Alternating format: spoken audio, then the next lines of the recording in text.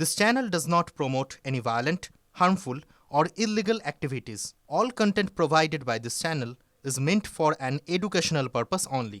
শুভেন্দু অধিকারীর আত্মসহায়ক খুনের ঘটনা থেকে সবার প্রথমেই নজর রাখবো আমরা। চারজনে তো রয়েছে, তার সঙ্গে আমাদের তিনজন সহকর্মী রয়েছে, সুজয়, কৌস্তব এবং দীপঙ্কর রয়েছে। সরাসরি ঘটনাস্থলে বিভিন্ন দিক আপনাদের সামনে তুলে ধরবে।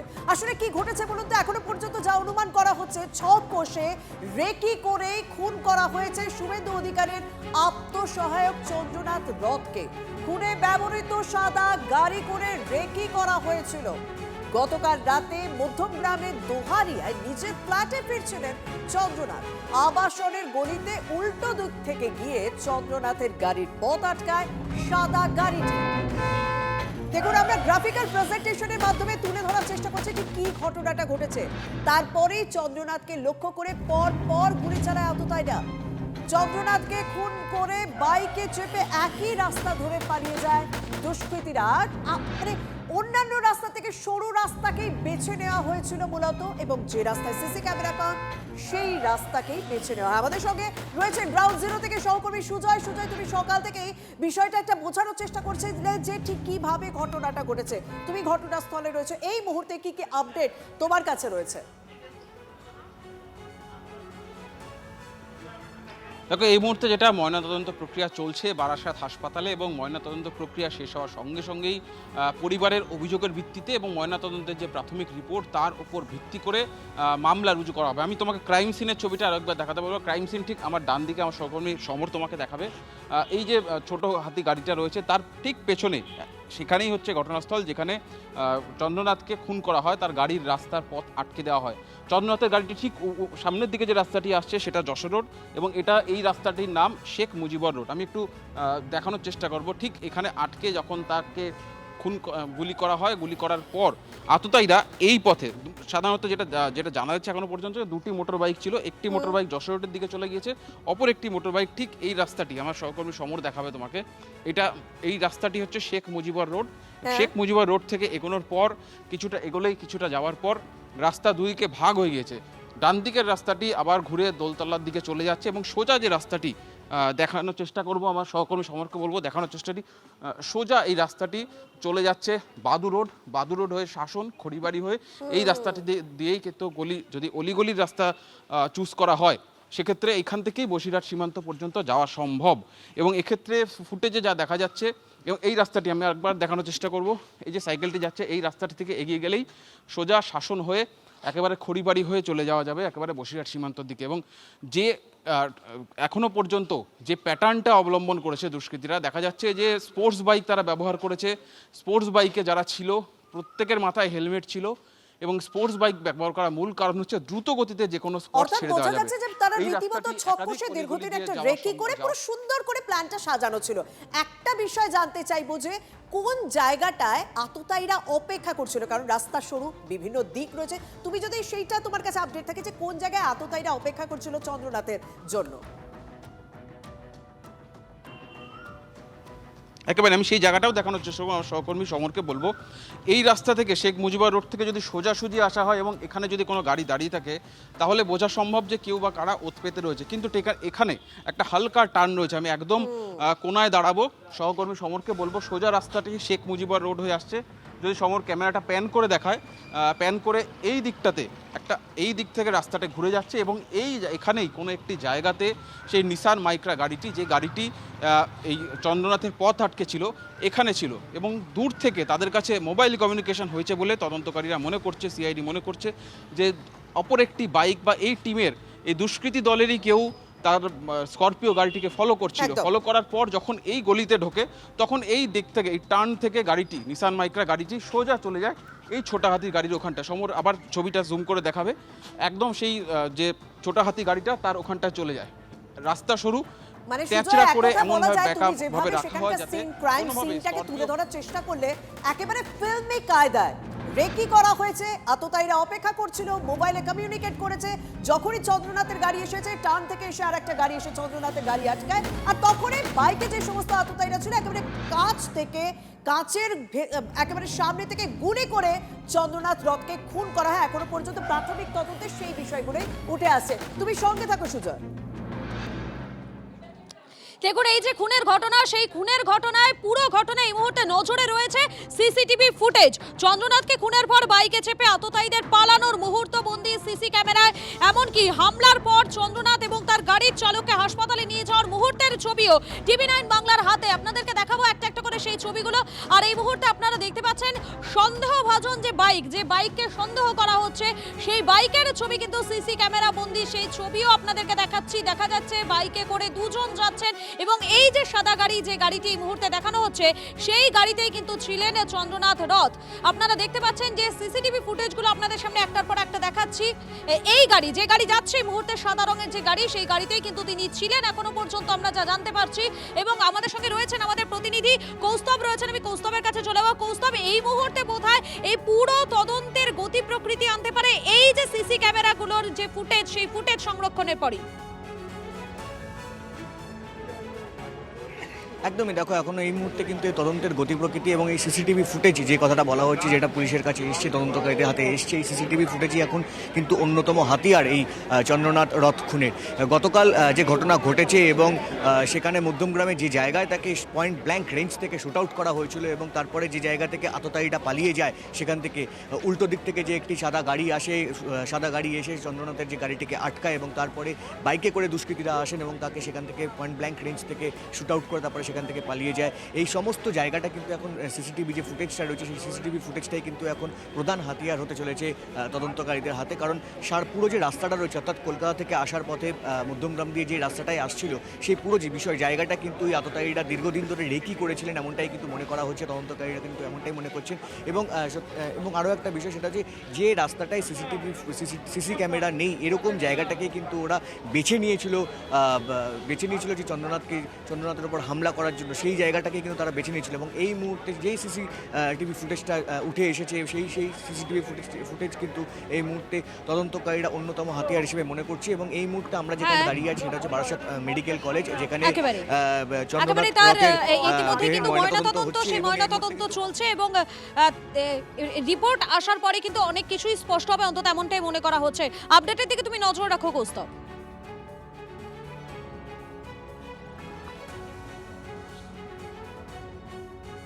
তৃণমূল কংগ্রেস বাংলাকে অপরাধীদের স্বর্গরাজ্য করে ফেলেছে। প্রধানমন্ত্রী আসার আগে অস্থিরতা তৈরির চেষ্টা করা হচ্ছে।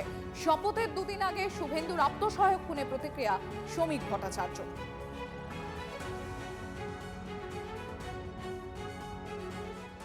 প্রমাণ করে দিল পশ্চিমবঙ্গের এই মুহূর্তে আইন শৃঙ্খলার স্থিতি কোথায় দাঁড়িয়ে আছে। দীর্ঘ 15 বছর ধরে তৃণমূল কংগ্রেস কার্যত প্রশাসনকে ধ্বংস করেছে, পুলিশের রাজনীতিকরণ সম্পূর্ণ করেছে, সমস্ত অপরাধীদের ভয়মুক্ত করে দিয়েছে। অপরাধীরা মনে করছে এটা স্বর্গরাজ্য। বারাসাত মধ্যমগ্রাম সীমান্তের থেকে খুব একটা বেশি দূরে নয়। বহু ধরনের সমাজ বিরোধী কার্যকলাপ এখানে দিনের পর দিন হয়েছে। জাল আধার কার্ড তৈরি, জাল রেশন কার্ড তৈরি, জাল এপিক তৈরির কাজ এই বারাসাত এবং মধ্যমগ্রাম থেকে চলছে। ভারতবর্ষের যে প্রান্তেই যে অনুপ্রবেশকারী ধরা পড়েছে, তাদের সবাইয়ের কাছ থেকেই জেরা করে এটা পাওয়া গেছে তারা কার্ড সংগ্রহ করতে এই অঞ্চলটা থেকে। তো এটা স্পর্শকাতর অঞ্চল এবং এখানে যেভাবে এই হত্যাকাণ্ড হলো, কার্যত সেটাকে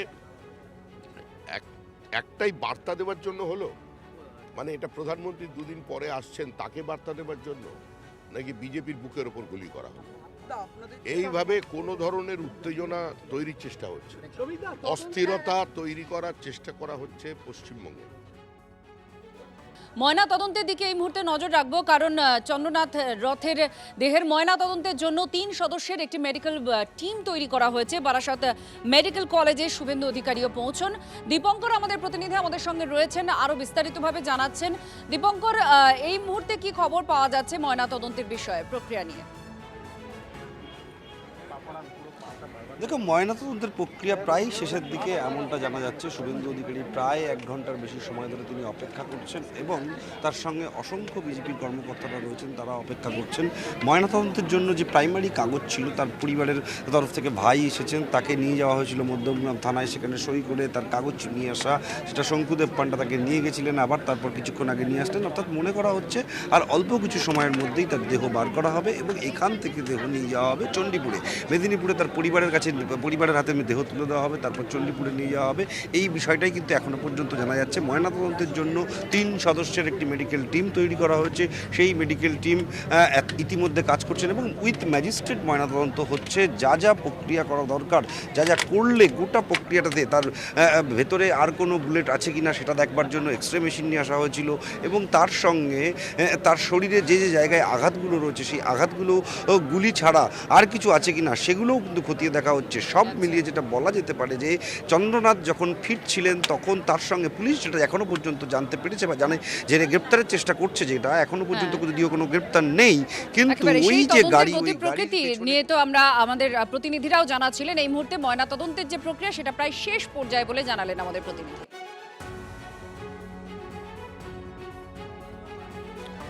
দেখুন, গতকালকে শুভেন্দু অধিকারীর সঙ্গে দেখা করে ফেরার পথে খুন হয়েছেন চন্দ্রনাথ এবং তারপরেই তার পরিবারের যারা সদস্যরা তারা রীতিমতো কান্নায় ভেঙে পড়েছেন। একবার দেখাই আপনাদেরকে সেই ছবিটা। পরিবারের সদস্যরা তারা চাইছেন দোষীদের শাস্তি হোক, অন্তত এমনটাই দাবি করছেন তারা। গতকাল রাত থেকেই কিন্তু এই একই ছবি দেখা যাচ্ছে। আমাদের প্রতিনিধি সৌমেন রয়েছেন সরাসরি। সৌমেন, এই মুহূর্তে তুমি সেখানে রয়েছো, সভাপতি তার পরিবারের সদস্যরা এই মুহূর্তে প্রত্যেকেই কিন্তু এই মুহূর্তে রয়েছেন সেখানে, কি বলছেন তারা? দেখো, শোকস্তব্ধ গ্রাম, কারণ তাকে সবাই চন্দ্র বলেই ডাকতো। গ্রামে চন্দ্র বলেই পরিচিতি ছিল এবং যে কোনো অসুবিধা হলেই গ্রামে চন্দ্রকে ফোন করা হতো। এবং কালকেও যখন এখান থেকে কলকাতা যায় চণ্ডীপুর থেকে, তখন তার মা রান্না করে নিয়ে গিয়ে চণ্ডীপুরে তাকে খাইয়ে এসেছিলেন এবং তার সাথে ছিলেন তখন এই দেবব্রত কর। তখন বলবেন যে উনি বলছিলেন বলার সময় যে ওকে নাকি চন্দ্রকে দুবার ফোনে সেট করা হয়েছিল, হোয়াটসঅ্যাপ কলে এবং ফেসবুকে ওকে হুমকি দেওয়া হয়েছিল। সেই ব্যাপারটা আমরা জেনে নেব, কি বলতে চাইছেন, কি বলেছিল কালকে। অ্যাকচুয়ালি ওনাকে আমরা সম্বর্ধনা দেওয়ার জন্য আমরা প্রস্তুতি নিয়েছিলাম এবং বলেছিলাম দাদাকে রিকোয়েস্ট করে যে আপনি একটু 10 মিনিটের জন্য আমাদের অফিসে আসুন, কারণ আপনার ভূমিকাটা সবসময় তো আমরা সুখ দুঃখের সাথী আপনি, সেহেতু আজকে আপনাকে একটু আমাদের কাছে থাকার দরকার আছে। তাই উনি এসেছিলেন, এত চাপের মধ্যে থেকে উনি এসেছিলেন আমাদের কাছে। এবং শুধু তাই নয়, ওনার মা বাড়ি থেকে ওনার জন্য খাবারও নিয়ে এসেছিলো। তো আমরা মাঝে মাঝে একটু রাগ ক্ষোভ করি, উনি আমাদেরকে হাত চাপড়িয়ে আমাদেরকে বুঝিয়েছেন যে কীভাবে রাজনীতিটা কৌশলে করতে হবে এবং প্রশাসক হিসেবে থাকলে কীভাবে মানুষের কাছে থাকতে হবে। এই যে বলছিলেন যে মিটিংয়ে বলেছিল যে কালকে হুমকি, আগে একটা থ্রেট কল, সেটা তো স্বাভাবিক। হ্যাঁ, বলেছিলেন যে তোমাদের যেমন চাপ এসছে এইভাবে শাসকের দ্বারা ছিল যারা, এখন তো তোমরা শাসক, তো স্বাভাবিক তোমাদের যেমন চাপ এসেছে আমাকেও তো ব্যক্তিগতভাবে আমাকে প্রচুর চাপ দিয়েছে, হোয়াটসঅ্যাপ কল, আননোন নাম্বার বা অর্থাৎ ফেসবুক। যারা পাড়া প্রতিবেশীরা বলেছে, রয়েছেন কি তারা বলেছে? বলছেন তার কাছে একাধিকবার হুমকি এসেছিল, অন্তত এমনটাই দাবি করছেন তারা। আপডেটের দিকে তুমি নজর রাখো। আপাতত তোমাকে ধন্যবাদ। চন্দ্রনাথ রথের মা, শোকাতুর মা, তিনি নিশানা করছেন যে তৃণমূল এই খুনের পেছনে রয়েছে। কারণ শুভেন্দু অধিকারীর ভবানীপুরের কেন্দ্রের দায়িত্বে, ভোটের দায়িত্বে ছিলেন চন্দ্রনাথ, আর সেইখানে মমতা বন্দ্যোপাধ্যায়ের হারের প্রতিশোধ নিতেই ছেলেকে খুন করেছে তৃণমূল। যারা বলেছিল 4 তারিখের পর দিল্লির কোনো বাবা বাঁচাতে পারবে না, তারাই দেখিয়ে দিল বিস্ফোরক, এই দাবি শোকাতুর মায়ের। আমি একজন মা, আমি চাইবো না তাদের ফাঁসি হোক, যাবজ্জীবন কারাদণ্ড চাইছি।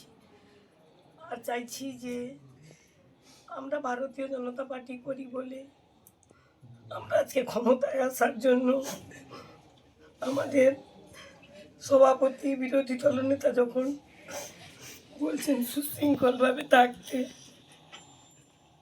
তখন শাসক দলের যারা গরম গরম বক্তব্য দিয়েছিল যে 4 তারিখের পরে দিল্লির কোনো ভাব রক্ষা করতে পারবে না, সেটাই তারা দেখিয়ে দিল। আমি আজকে নতুন সরকার যে গঠন করবে তার কাছে ওটা নেব যে আমার ছেলের এই মৃত্যুর জন্য শাস্তিটুকু হয়। আমার ছেলে যদি অ্যাক্সিডেন্টে কোনো অঘটন ঘটতো, আমার মনে হয় এত কষ্ট হতো না। তাকে যেভাবে কষ্ট দিয়ে এতটাইরা মারলো, তৃণমূলেরই সাজানো গল্প। কি কারণে মৃত্যু হতে পারে বলে আপনি মনে করছেন মা হিসাবে? আমার মনে হয় ও এই ভোটের লড়াইতে ভবানীপুর, নন্দীগ্রাম, চণ্ডীপুর বিভিন্ন জায়গার দায়িত্বে ছিল, যার জন্য আমার মনে হয় ওর প্রতি টার্গেট ছিল তৃণমূলের, যে ওইখানে শুভেন্দুবাবু মমতাকে হারিয়েছে, যার জন্য আমার মনে হয় এই প্রতিশ্রুতি নিল। এজেন্সি ট্রেন্ড কিলার দিয়ে খুন করানো হয়েছে শুভেন্দুর আত্মসহায়ককে। অভিযোগ অর্জুন সিং এ। বিজেপি নেতার নিশানায় অভিষেক, হারের পর শুভেন্দুকে বার্তা দিতেই খুন, অভিযোগ কৌস্তব বাগচি। বিজেপি জেতার পর দলের 3 কর্মী মারা গেলেন, ফল উল্টো হলে 200 বিজেপি কর্মী খুন হয়ে যেতেন, মন্তব্য শ্রমিক ভট্টাচার্য। এটা পুরো পলিটিক্যাল অ্যাঙ্গেলে মার্ডার হয়েছে, একটা মেসেজ দেওয়ার চেষ্টা হয়েছে কি আমরা সরকারে না থাকলেও আমরা কিন্তু করতে পারি, মারতে পারি। এই মেসেজটাকে আমরা অ্যাকসেপ্ট করেছি, আর এই মার্ডারটা ফুললি অভিষেক ব্যানার্জি, মমতা ব্যানার্জি ইনস্ট্রাকশন হয়েছে। ওরা হজম করতে পারছে না কি ওদের সরকার নেই, জিহাদি শক্তি ওদের হাতে আছে, এই জিহাদি শক্তিকে দিয়ে এটা কাজ করানো হয়েছে। এই মার্ডারটা দুটো টাইপের লোক করতে পারে, একটা প্রফেশনাল ক্রিমিনাল যারা শুধু ওদের কোনো এমনি অপরাধের কোনো নাম দেখবে না, তারা প্রফেশনালি পয়সা নিয়ে খুন করে। আর দ্বিতীয় যেটা মমতা ব্যানার্জি, অভিষেক ব্যানার্জি করায়, এজেন্সি মানে পুলিশের লোকেদের মধ্যে কিছু লোক, ওদের পেটুয়া লোক আছে, তারা এই ধরনের কাজ করায়। একজন এসপি লেভেল আছে, একজন তো রিটায়ার হয়েছে, এই ফোকাসটা কিন্তু ওরা করায়। ঠিক যে মন্তব্য নিয়ে এত বিতর্ক ভোট প্রচারে, ঠিক কি বলেছিলেন অভিষেক বন্দ্যোপাধ্যায়, শোনাই একবার আপনাকে। 4 তারিখ 12টার পরে কোন জল্লাদের কত ক্ষমতা আর কার দিল্লির বাবা কাকে বাঁচাতে আসে আমি 4 তারিখ দেখব। আর 4 তারিখ মমতা বন্দ্যোপাধ্যায় যতই উদার হোক, স্টিয়ারিং আমার হাতে থাকবে। ডিজে তো বাজবেই, এমন জোরে বাজবে কান ঝালাফালা করে দেবো। খুনের ঘটনায় সবাই যখন হতভম্ব, তখন দলের এক্স স্যান্ডেলে পোস্ট জোড়াফুল শিবিরে। এই খুনের সঙ্গে ভোট পরবর্তী হিংসায় 3 তৃণমূল কর্মী খুনের অভিযোগ জুড়ে দিল তৃণমূল কংগ্রেস। আর একই সঙ্গে আদালতের নজরদারিতে সব ঘটনা সিবিআই তদন্তের দাবি করে তৃণমূল কংগ্রেস। আমাদের সঙ্গে রয়েছেন বিজেপি বিধায়ক এই মুহূর্তে, জয়ী বিধায়ক সজল ঘোষ। সজলদা, ভোট পরবর্তী হিংসার অভিযোগ বিভিন্ন জায়গা থেকে এসছে, দলমত নির্বিশেষে দুই দলের দিক থেকেই হচ্ছে, কিন্তু যখন এটা শুভেন্দু অধিকারী আত্মসহায়ক খুনের ঘটনা, স্বাভাবিকভাবে সেই বিষয়টাতে একটা অন্য মাত্রা জুড়েছে। আপনারা বলছেন যে তৃণমূল কংগ্রেস এই ঘটনার পিছনে রয়েছে, কিন্তু কেন এই ঘটনা ঘটানো হতে পারে? আপনারা এই মুহূর্তে দাঁড়িয়ে কি দাবি করবেন? কারণ এই মুহূর্তে রাজ্যের মানুষ আপনাদের উপর ভরসা রেখেছে। যদি একটা ভয়ের পরিবেশ থাকে, তাহলে তো একটা কোথাও চিন্তার।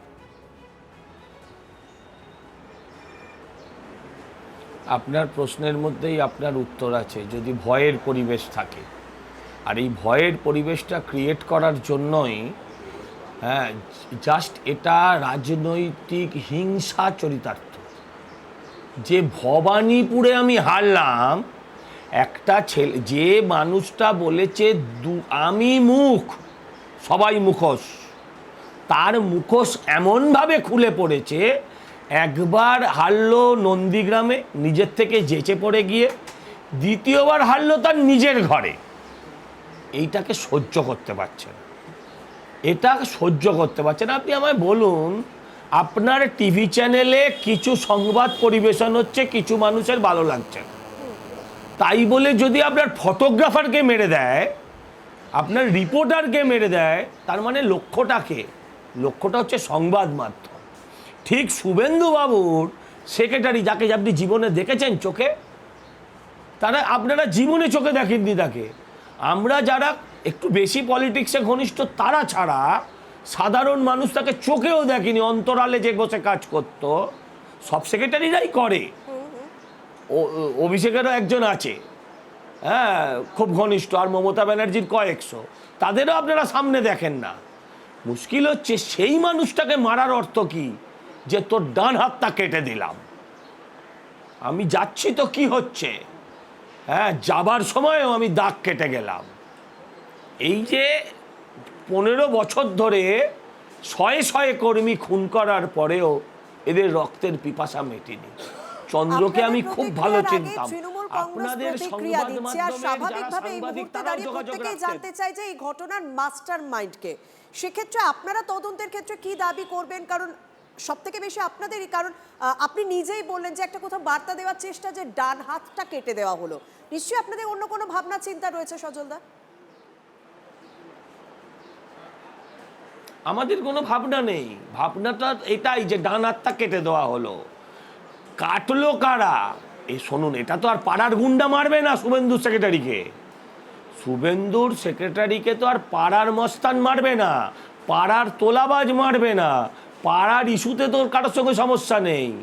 ওকে খুন করা হলো শুভেন্দুর সেক্রেটারি হিসেবে, আর শুভেন্দুর সেক্রেটারিকে কোনো পাড়ার নেতার ক্ষমতা হবে না তাকে গিয়ে মারে।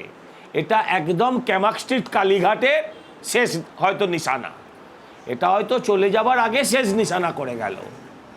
হ্যাঁ, এ অত্যন্ত দুর্ভাগ্যজনক। প্রত্যেকটা অপরাধীকে চরম দণ্ড দিতে হবে। আর সজলবাবু, সেই কারণেই কি আপনাদের মনে হচ্ছে যে আপনারা যখন গোটা বিষয়টা নিয়ে একেবারেই হতভম্ব, কারোর কাছ থেকে আপনারা প্রতিক্রিয়া দেওয়ার মতো পরিস্থিতিতেও ছিলেন না, সেই সময় তড়িঘড়ি করে তৃণমূল কংগ্রেসের তরফ থেকে টুইট করা হচ্ছে এবং যে টুইট করে এই চন্দ্রনাথ রথের খুনের বিচার চাওয়া হচ্ছে, সেখানে আপনারা ভরসা রেখেছেন রাজ্য পুলিশের উপর? না না, এমনটা তো নয় যে আমরা হতভম্ব শুধু। ওরা কেন হতভম্ব হলো না? ওরা টুইটটা কি লিখে আগে থেকে রেডি করে রেখেছিল, শিডিউলে দিয়ে রেখেছিল? ঠিক এই সময় ঘটনা ঘটার পরে টুইটটা বাজারে ছেড়ে দেওয়া হবে? মানুষ সেটাও জানতে চাইবে। এত তাড়াতাড়ি রিয়াকশন দেখুন, রাজ্য পুলিশ করবে, সিবিআই করবে, কে করবে পরের কথা, কিন্তু প্রশ্নটা হচ্ছে যদি আমরা রাজ্য পুলিশকে দিয়ে কেসের রুটে পৌঁছতে পারি, আমাদের সিবিআইয়ের দরকার কি আছে? আমাদের কোনো সিবিআইয়ের দরকার নেই। এতদিন সিবিআই এই কারণে চাইতাম কারণ রাজ্য পুলিশকে তদন্ত করতে দেওয়া হতো না। রাজ্য পুলিশ নির্ভীকভাবে নিরপেক্ষভাবে তদন্ত করতে পারতো না। দময়ন্তী সেন একটা তদন্ত করেছিলেন পার্ক স্ট্রিটে 2012 সালে, তারপর তাকে পুলিশ একাডেমিতে পাঠিয়ে দেওয়া হয়েছিল নতুন পুলিশদের লেফট রাইট করানোর জন্য। বেশ, অনেক ধন্যবাদ, তাই না?